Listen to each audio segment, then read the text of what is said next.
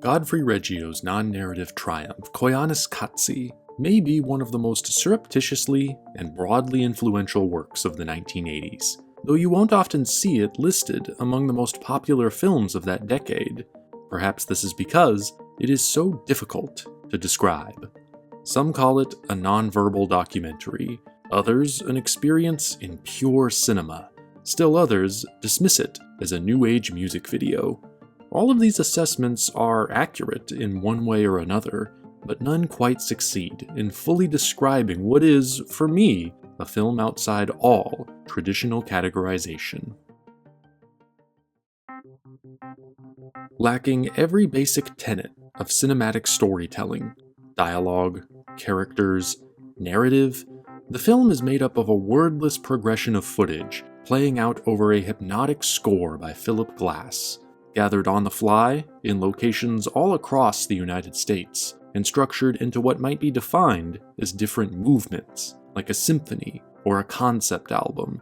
This footage presents a condensed view of hectic, everyday modern life in the developed world, contrasted with the steady, implacable splendor of our planet's more remote locations. We see lingering shots of clouds, canyons, and natural landscapes, slow-motion images of factories and city pedestrians, extensive time-lapse footage of traffic and assembly lines.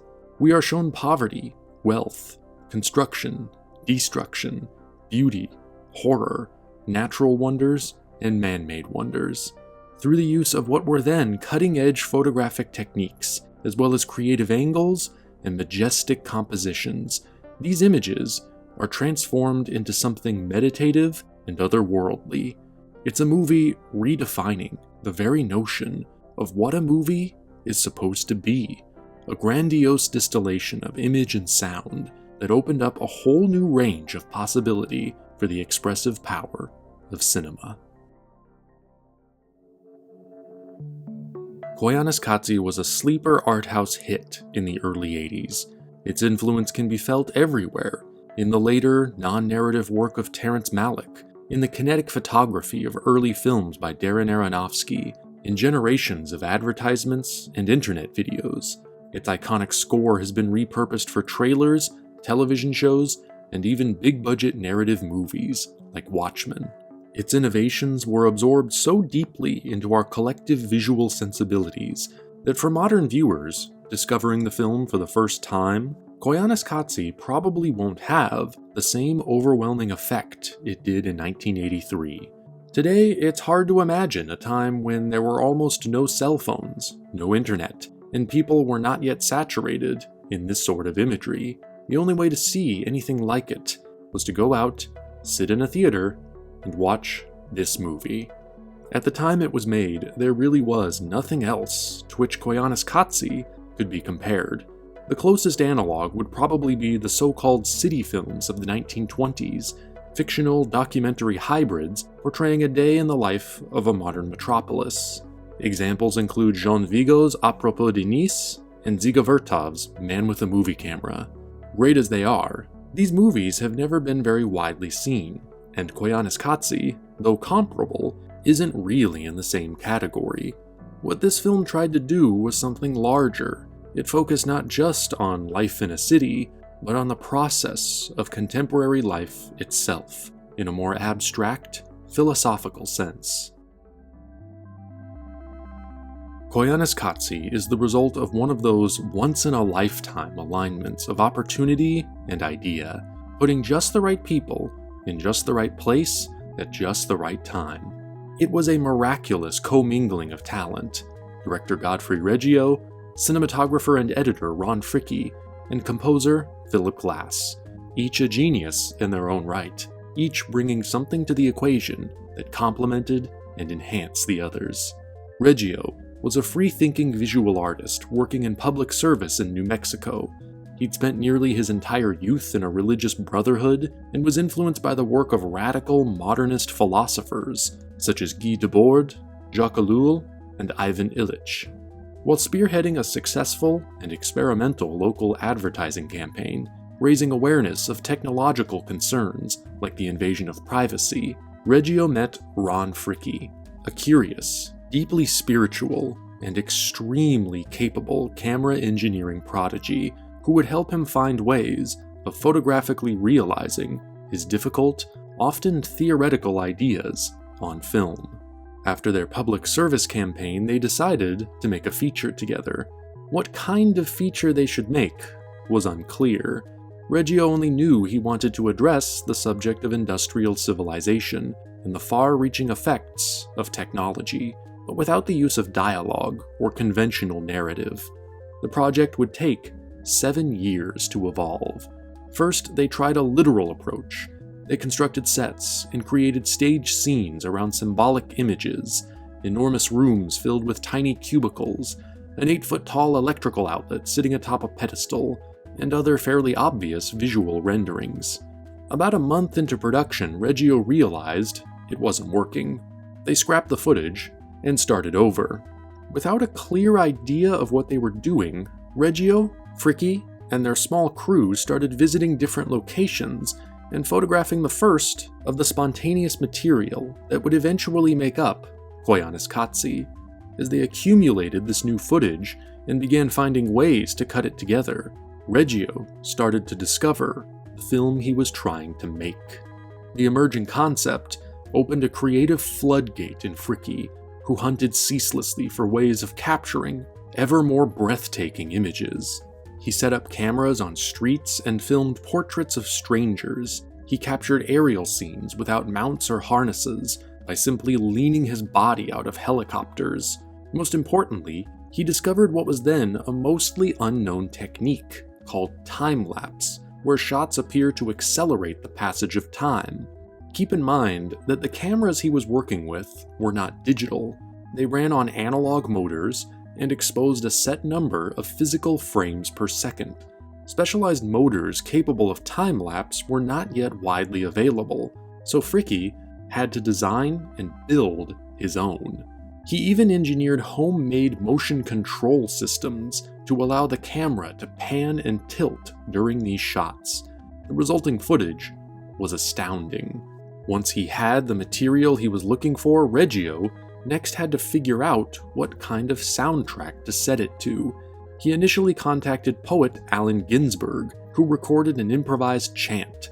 When that didn't quite work, he reached out to avant-garde composer Philip Glass, who turned out to be the last missing ingredient of this film's particular alchemical recipe.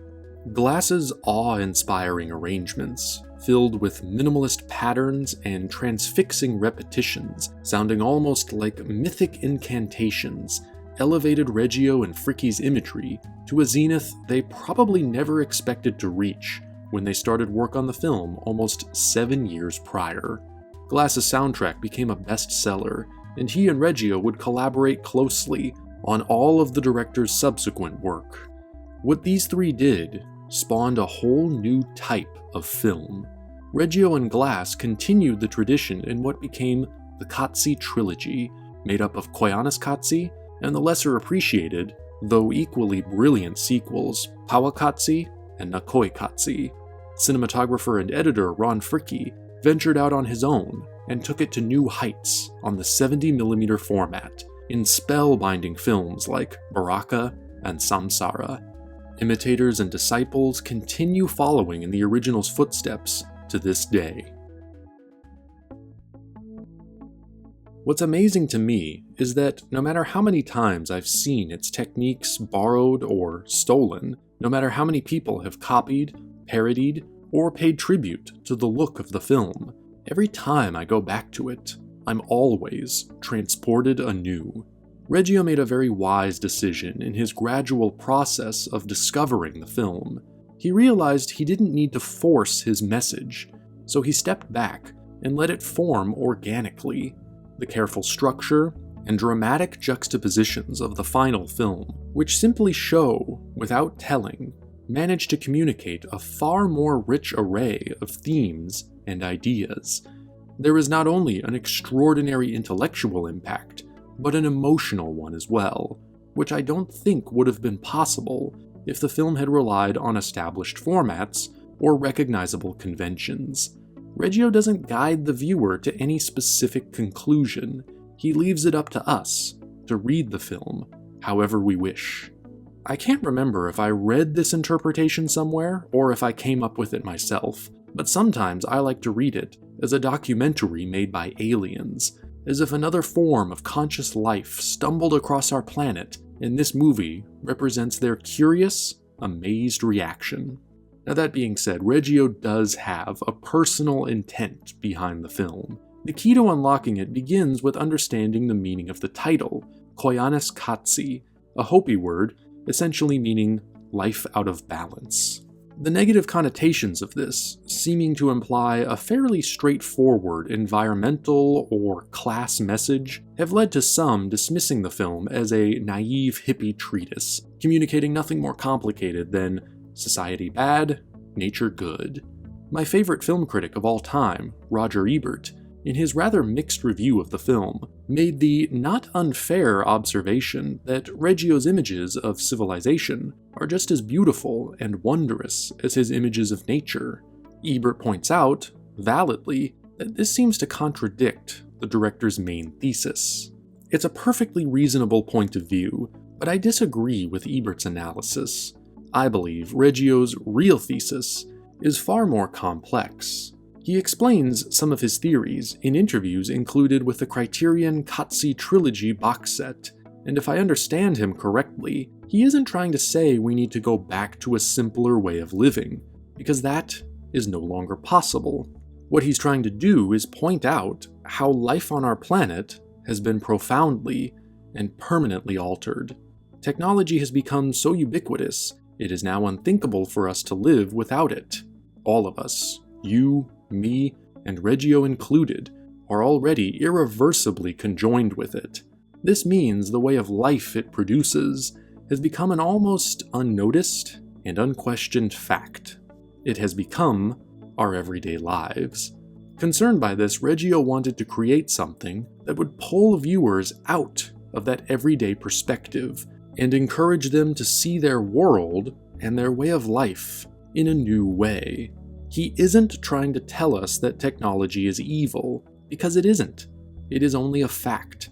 But it's a fact we should be aware of, a fact we should remain cautious of. How does industry and technology affect our planet? How does it affect our perceptions? How does it affect us? The consequences are only just beginning to be felt. The question now is, how do we move forward? What do we do in response? We won't know unless we start asking the questions. This is all Reggio asks of us. He wants us to think and ask questions by showing us a new way of perceiving our world. Whatever it is that should be done with those questions, whatever answers might exist to be discovered, he leaves up to each individual viewer. The conclusion is open-ended, but Reggio's achievement is one of unique power. Koyaanisqatsi is available on VOD and as part of Criterion's Blu-ray box set, the Qatsi trilogy. I recommend going with the Blu-ray. It includes all 3 films, with sound and picture faithfully reproduced to the director's specific intentions, interviews, essays, and an additional short, Anima Mundi. Almost the entirety of Reggio's creative output, and nearly all of his collaborations with composer Philip Glass, have been collected into this single set. Each film is a totally distinct piece, with its own style and mood, and each makes a distinctive statement that deepens the previous. In Qatsi, Reggio focuses more on agrarian ways of life, so the resulting film is slower and more contemplative.